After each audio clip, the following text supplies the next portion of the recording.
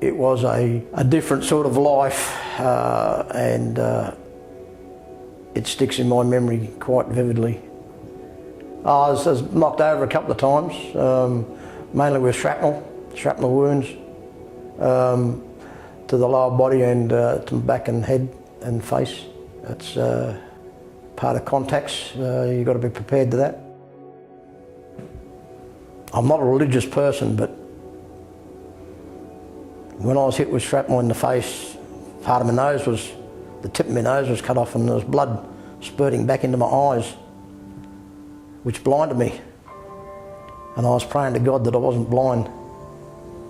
And I was really praying to God, laying there, tasting my own blood and trying to see, but I couldn't see. And I also was a bit of shrapnel in my left eye, which didn't help much either. But these things, it wasn't the hurt or the pain or anything that we were going through, it was just the thought of most probably death. But everybody looked after each other. I was chopped out and looked after. I've been through several relationships over the 40 years odd, and I haven't talked that much about it. We talk to other veterans, you'll talk to a lot of veterans, and they'll talk to other veterans, but it's very hard for someone else that hadn't been there or hadn't had the experience or anything like that to understand a veteran and what he went through.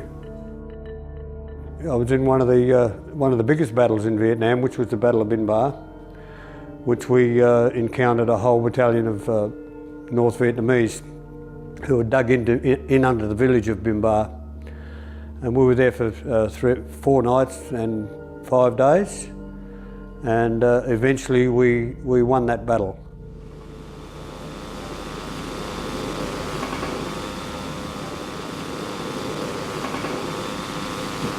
Bravo 2-1, the enemy moved past your front then. Sure your crews are aware. They went right past your course on them. Tuesday Bravo 2-1, ensure your driver keeps his head down. The group went right past the front of them. Tuesday Bravo, roger it. Time 1, this is time 1. Tuesday Bravo, we've got a lot of casualties here, wait out. 2-1, there's about 20 Charlies coming your way. Stand by. Tuesday Bravo 2-1, can you move forward, please? Move forward.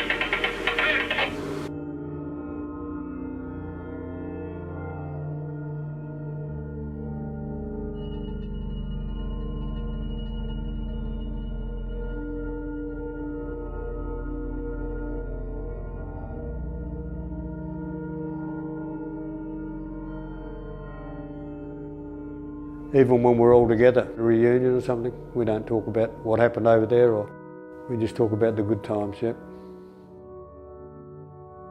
I think nearly everyone that's come back have done it tough, and probably a lot of the guys that were married, their wives did it tough, or the guys that got married when they come back, their wives did it tough, because it was hard for them to put up with us, because we're all sort of, I don't know what you call us, half silly or something, but now they've nearly fixed us all up through medicines and psychiatrists and stuff like that, yeah. I go back to Vietnam quite often. I go back and stay there now. I love the people are nice, the country's nice. The Vietnamese people love Australians for some unknown reason. I think they think that we were there to kill the Americans. On this particular operation, I was asked to be a driver of armoured personnel carrier, and another good mate was asked to be the crew commander. They changed the crew sort of at the last minute and put another couple of guys on, and unfortunately that carrier was hit by a rocket propelled grenade which hit the Claymore bin attached to the commander's turret. There was 21 Claymores in that bin, and they blew downwards, and it killed the crew plus some 4 to 6 infantry guys sitting on the back. The vehicle was returned to the unit the next day from the bush, and I was selected to clean it out. 2 days that took, and there was body parts, ammunition and all that sort of stuff in there which had to be sorted. And that was the day I started smoking. One day we came into the Darwin RSL and had a couple of beers, and a couple of the old diggers there looked at me and said, and sort of went hump and said, and what war do you think you're in, young fella? And I said, well, I've just come back from Vietnam. And they said, well, that's not a war, that's a police action, piss off. I got very upset, very offended, put down the beer and walked out of the club. I didn't have any other part with any other organisations, marches or anything for many, many years. It wasn't long after we got there, we had our first sort of what I would call major contact, which I remember clearly. We were simply walking along and suddenly, people opened fire on us. And believe me, you can hit the ground pretty quickly when someone starts shooting at you. And that, I think, was the first time the first time I remember clearly that we'd been actually shot at, and this was only a matter of probably three weeks after we arrived in Vietnam. It wasn't probably until we got back to camp at the end of operations and things like this really sunk through, that you realise, what had happened.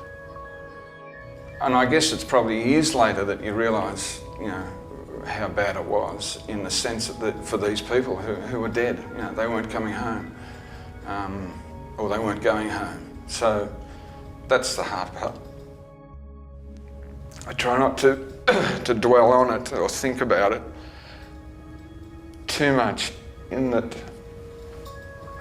you must get on with life, but I can't help but think about the guys that didn't come home. And a lot of the guys who did come home, how hard they did it. I was lucky, nothing really happened to me. But some of the guys went through terribly, terribly traumatic times, and they still suffer mentally from those. They're the people who deserve all the credit and all the support that they can possibly be given.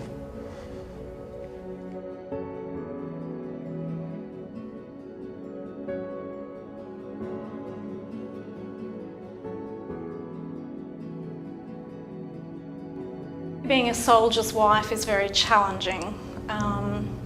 Challenging in the long absences away from a loved one and raising children. Yes, I'm proud of what he's doing over there, but obviously it's very difficult being a parent on your own and also worrying about him while he's away. It's not until they step foot back on Australian soil that you breathe a sigh of relief and can finally relax again. Riley is the only boy in the Adams family, so he will eventually inherit these medals and others, and I'm sure he'll treasure them and pass them on to his children.